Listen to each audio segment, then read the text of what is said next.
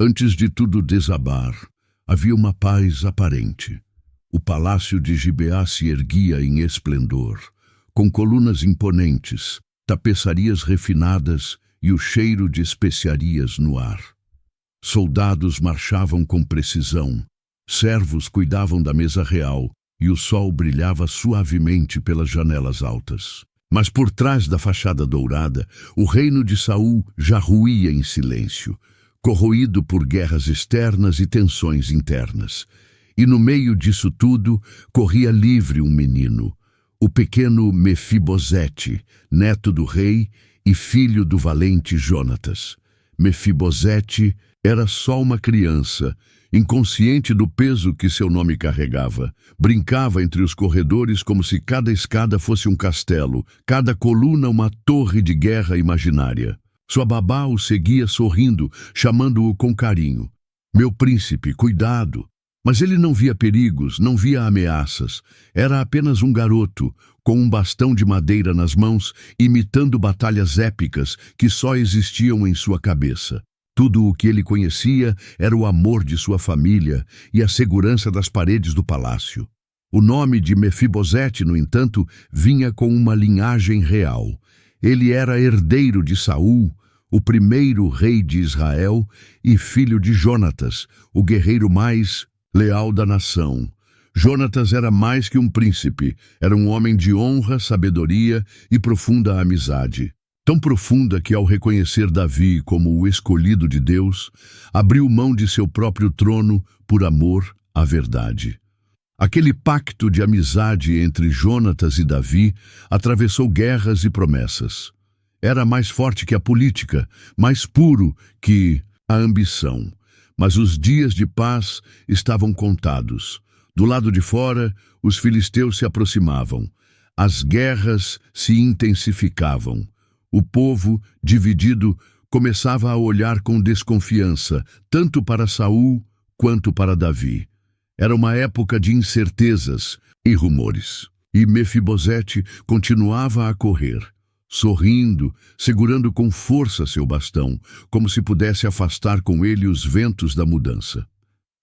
Mal sabia ele que aquela seria a última vez que correria por aqueles corredores.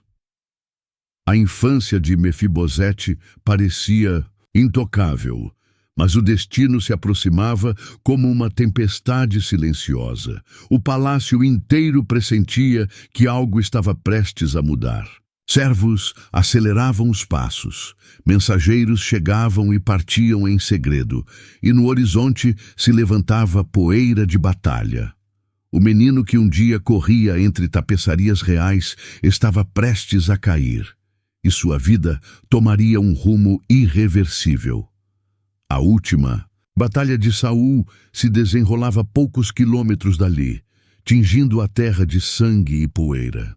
Saul, já cansado, enfrentava seus inimigos ao lado de seu filho Jonatas, lutando até o fim. Era uma luta não apenas por território, mas por honra, por um legado que estava por um fio. E foi nesse campo de guerra que o destino selou o fim de uma linhagem.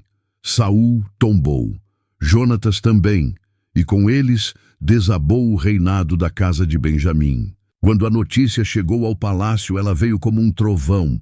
Um mensageiro entrou cambaleando, coberto de poeira e sangue, e gritou o que ninguém queria ouvir: Saul está morto, Jonatas também.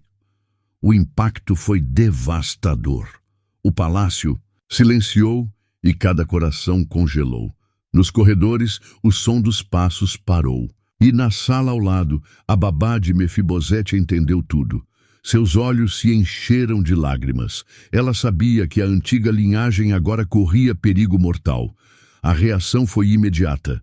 Não havia tempo para despedidas, nem explicações. A tradição dos reinos era cruel. Quando um novo rei assumia, a linhagem anterior era exterminada para evitar ameaças. Com o coração acelerado, a mulher pegou Mefibosete nos braços e correu. Cada passo era uma fuga contra o tempo. Ela gritava, tropeçava, corria pelos corredores como uma sombra assustada tentando proteger o que restava de uma dinastia. E então aconteceu. O peso da criança nos braços, o desespero, o chão escorregadio, tudo colaborou para um desastre. Babá tropeçou. Mefibosete caiu, bateu com força nas pedras frias do pátio. O som do impacto foi seco. O grito do menino cortou o ar como uma lâmina. Ela correu até ele e tentou levantá-lo, mas ele não se mexia. Suas pernas haviam perdido o movimento. Com apenas 5 anos, ele se tornava aleijado, e sua vida como príncipe chegava ao fim.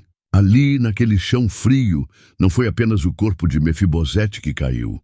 Caiu sua identidade, sua segurança, seu futuro. E o que se seguiu não foi uma reabilitação, mas o exílio. Da realeza, ele passou ao esquecimento. A queda física se tornou um símbolo de tudo o que viria. Silêncio, vergonha, perda. E a partir dali, começava a sua jornada por um lugar de dor e invisibilidade. Lodebar. Lodebar. O próprio nome já carregava a dor de quem ali habitava. Um lugar sem pasto, sem palavra, sem som. Era um vilarejo esquecido, enterrado entre colinas áridas e terras rachadas pelo sol. Nada florescia. Ali, nem plantas nem sonhos. Era onde se escondiam os esquecidos, os fugitivos, os que tinham vergonha da própria história. E foi ali que Mefibosete passou sua juventude, longe do palácio, longe da glória, longe de qualquer esperança. A casa onde vivia pertencia a Maquir, um homem bondoso, mas igualmente marcado por suas próprias perdas.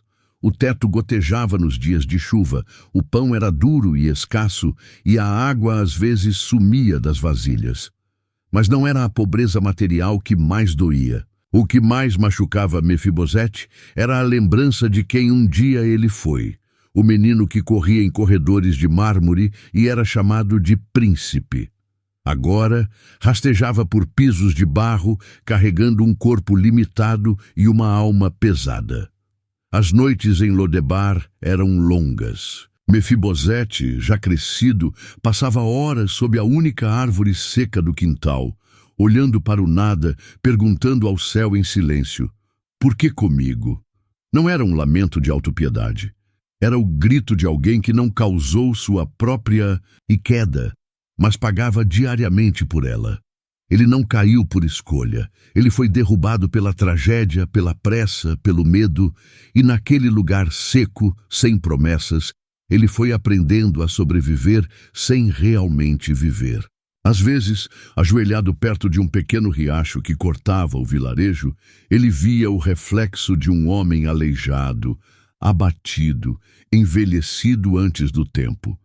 Ele perguntava: será que Deus ainda se lembra de mim? Mas a água nunca respondia. A única voz que ele ouvia era a da sua vergonha, ecoando como um juiz severo, lembrando-o todos os dias de que seu nome era grande, mas sua realidade era rasa. Ali, entre a poeira e o silêncio, ele foi se acostumando com o esquecimento. Mefibosete carregava o nome de um príncipe, mas o coração de um fugitivo.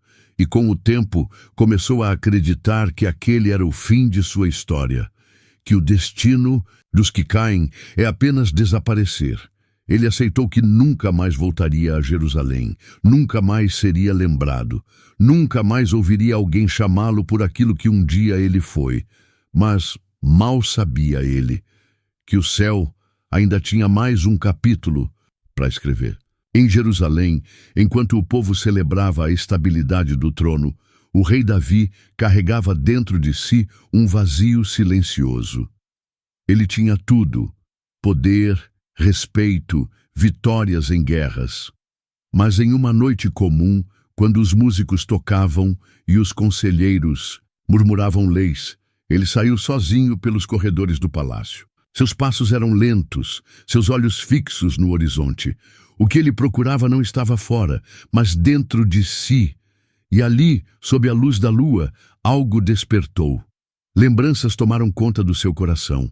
Lembranças de Jonatas, o amigo de alma, o irmão de guerra, o único que acreditou nele quando ninguém mais acreditava. Davi se lembrava do pacto feito debaixo de um céu estrelado.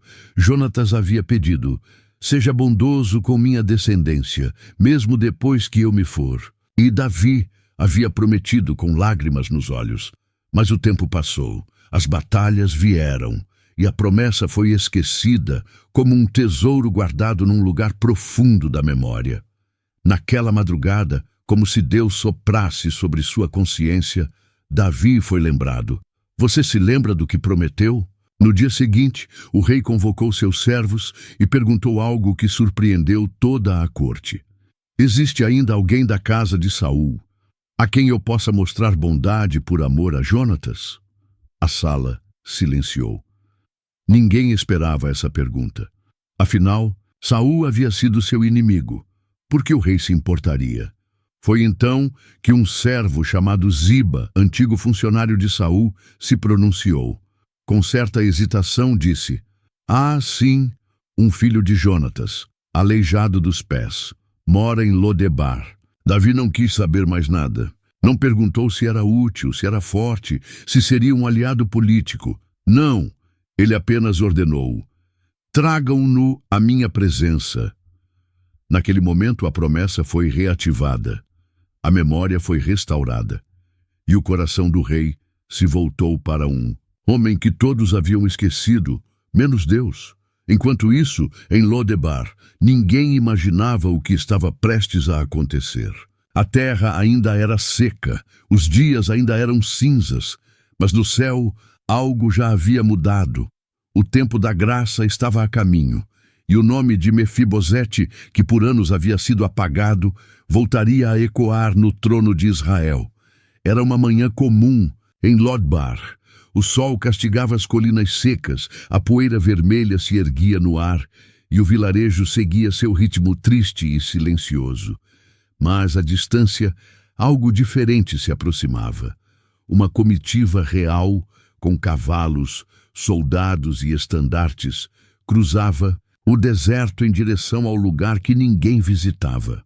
Ali não se batiam portas com esperança. Ali não se anunciavam boas novas. Mas naquela manhã, a graça resolveu visitar o esquecimento. Os soldados chegaram diante da casa simples onde Mefibosete vivia. Bateram a porta com força. O som ecoou como um trovão nos ouvidos do homem aleijado.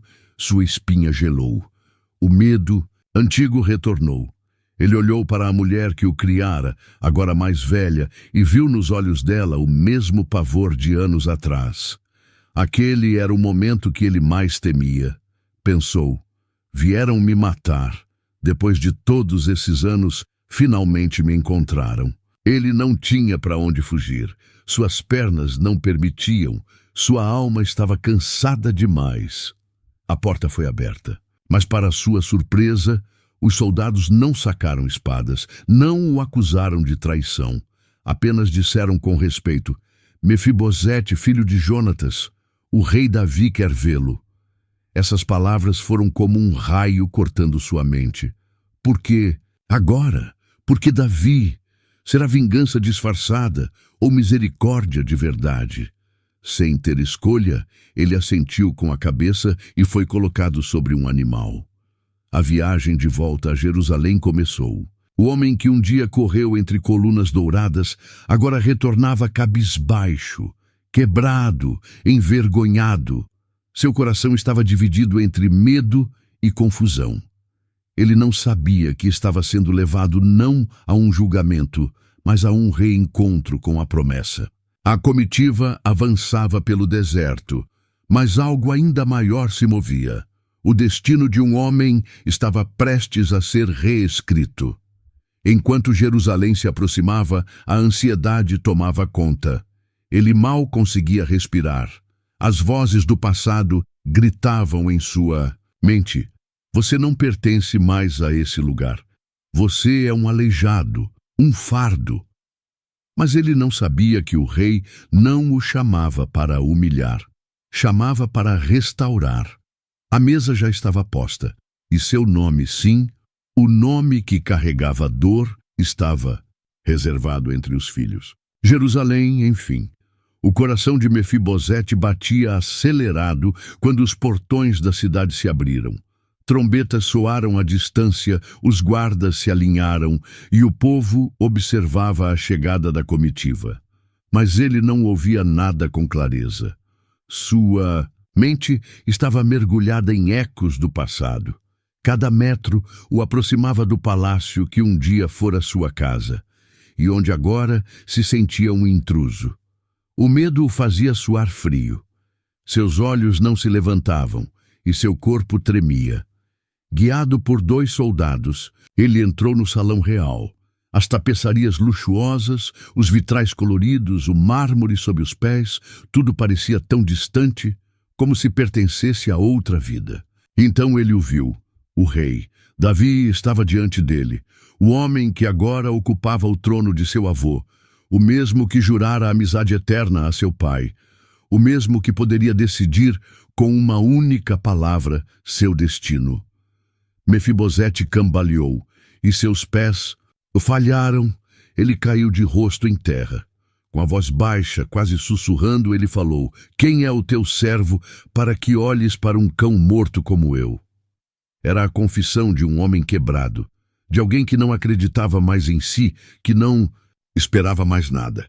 Ele não se via como herdeiro de nada, apenas como um sobrevivente manchado pelo fracasso. Mas foi nesse exato instante que a graça brilhou como nunca. Davi se levantou. Seus passos ecoaram pelo salão, não com peso de julgamento, mas com leveza de misericórdia. O rei se aproximou, olhou para aquele homem prostrado e viu mais do que olhos humanos enxergam. Ele viu o filho de um amigo. Ele viu a promessa feita anos atrás. Ele viu um coração ferido que ainda carregava valor. Com voz firme e carregada de compaixão, Davi disse: "Mefibosete." Não foi um chamado de acusação, mas de acolhimento. E então veio a sentença que mudaria tudo. "Não temas. Restituirei a você todas as terras de Saul, seu avô, e você comerá à minha mesa todos os dias da sua vida." Aquelas palavras explodiram como trovões no coração de Mefibosete. Era real? Ele, que se via como um cão morto, agora seria tratado como filho. O aleijado seria colocado entre os príncipes. E havia mais. Na mesa real, suas pernas não eram visíveis. Ali, ninguém via sua limitação. Ninguém via sua vergonha. A mesa escondia suas cicatrizes e revelava apenas sua presença. Porque ali, na presença do rei, ele não era mais definido pela queda, mas pelo chamado. A história de Mefibosete não termina em Jerusalém. Ela continua todos os dias, dentro de corações que carregam traumas, vergonhas, lembranças, de quedas que nem sempre causaram. Quantos de nós já caímos em algum momento da vida? Quantos tropeçamos em meio ao caos e desde então vivemos como fugitivos emocionais, escondidos em nossos próprios lodebares? Lugares onde a esperança não chega, onde acreditamos que não há mais caminho.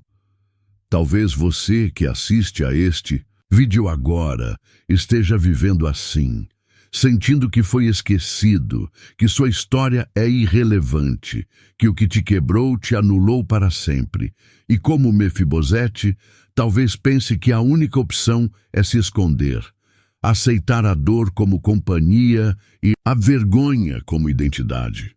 Mas a verdade é que existe um rei que não se esqueceu da promessa, um rei que ainda pergunta: existe alguém a quem eu possa mostrar bondade? A graça ainda está à procura dos quebrados. O convite ainda é feito para aqueles que acham que não têm mais valor, porque a mesa do rei continua posta, e há um lugar ali com o seu nome. Não porque você merece, mas porque ele decidiu amar. Na mesa, suas feridas são escondidas, seus traumas são acolhidos. E o que se vê não é o aleijado, mas o filho restaurado. Porque o amor do rei cobre o passado com redenção e chama o esquecido de volta para casa. Você pode ter sido ferido, deixado de lado, esquecido por pessoas, mas não por Deus. Ele ainda te chama, ele ainda te vê. E se hoje você ouvir a voz dele batendo à porta do seu Lodebar, não fuja. Diga apenas, eis-me aqui. E você verá a graça vir ao seu encontro. Porque mesmo que o mundo diga que você é só um cão morto, o rei te chama de filho. E na presença dele, você volta a se lembrar de quem realmente é. Se essa história falou com você, não guarde só para si. Compartilhe com alguém que também vive escondido, que também acredita que já não tem mais esperança. Talvez hoje seja o dia em que a graça vai bater na porta do coração dessa pessoa. E se você quer continuar ouvindo histórias que revelam a luz por trás das sombras, se inscreva no canal. Aqui a verdade continua sendo proclamada, e há sempre um lugar para mais à mesa do rei. Mefibosete não é apenas um personagem da Bíblia. Ele é um reflexo de todos nós, de quem já caiu, de quem já foi esquecido, de quem já se sentiu indigno, mas também é prova viva de que, mesmo quando tudo parece perdido, a graça ainda encontra caminho. Você não está sozinho. Existe um rei que ainda chama, que ainda cura, que ainda prepara um lugar à mesa, não pelos méritos, mas pelo amor. E se hoje essa mensagem falou com você, eu te convido a dar um passo de fé. Deixe o seu like se essa palavra te edificou. Escreva amém nos comentários se você chegou até aqui e recebeu essa mensagem no coração. E se inscreva no canal, porque aqui nós continuamos contando histórias que revelam a luz por trás das sombras. Não importa onde você caiu. O que importa é que o rei ainda está chamando, e ele está chamando você.